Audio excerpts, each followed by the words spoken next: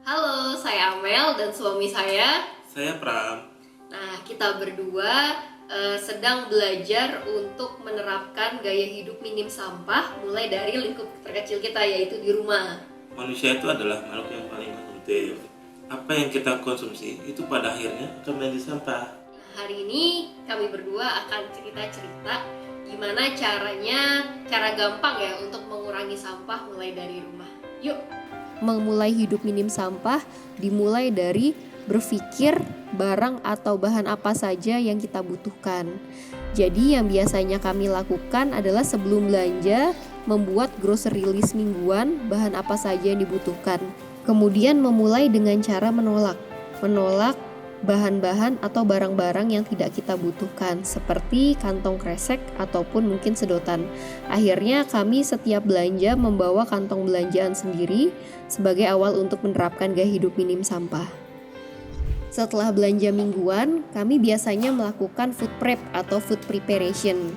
Fungsinya adalah supaya mempermudah dan juga mempercepat waktu pada saat memasak dan beres-beres dapur. Dengan food prep juga tentunya bisa meminimalisasi bahan makanan yang kita beli supaya tidak menjadi food waste.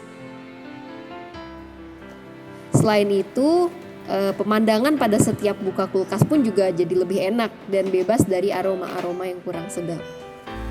Kemudian sisa-sisa organik seperti kulit buah dan lain-lain saya kumpulkan untuk dikompos. Caranya adalah masukkan sampah organik yang sudah dicacah kecil-kecil ke dalam komposter, kemudian tutup dengan daun-daun kering dan siram dengan air cucian beras.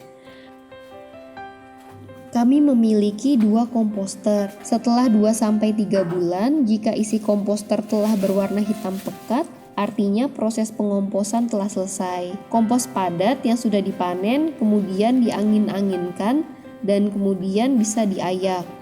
Butiran kompos yang kasar bisa dimasukkan lagi ke dalam komposter. Sedangkan butiran kompos yang halus bisa langsung digunakan untuk memupuk tanah. Dari komposter ember setelah sebulan akan dihasilkan kompos cair atau air lindi. Kemudian dicampur dengan air dengan perbandingan 1:10 untuk digunakan pemupukan pada tanah dan tanaman. Kami memiliki 3 lubang resapan biopori di rumah. Untuk sisa organik hewani seperti tulang ikan, daging, ayam, kami masukkan ke dalam biopori. Sebelumnya harus dicacah terlebih dahulu. Kemudian ditutup dengan daun kering. Fungsi lubang biopori adalah membantu mengurai sisa organik dan juga meresapkan air hujan. Biji cabai dan paprika sisa food prep tadi tidak langsung kami buang ke komposter, namun kami jadikan benih untuk menanam di kebun kami. Namun sebelum ditanam, benihnya itu harus dijemur 3-5 hari sampai benar-benar kering.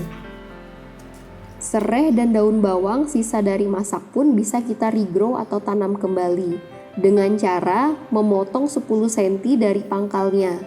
Apabila sudah berakar, bisa langsung dipindah ke tanah. Namun, apabila belum berakar, batang bisa direndam dengan air sampai akarnya keluar, kemudian bisa dipindah ke tanah. Menanam itu keren, tapi menanam dari sisa sayur pasti lebih keren lagi.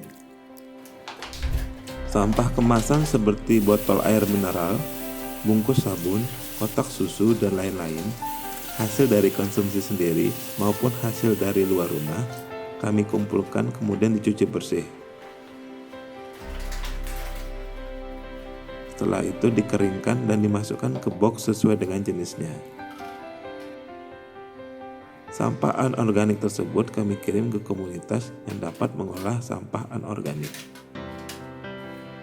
Kami di sini masih belajar untuk lebih bertanggung jawab pada sampah yang dihasilkan. Apa yang kami lakukan masih belum sempurna dan masih ada sampah yang kami hasilkan di rumah.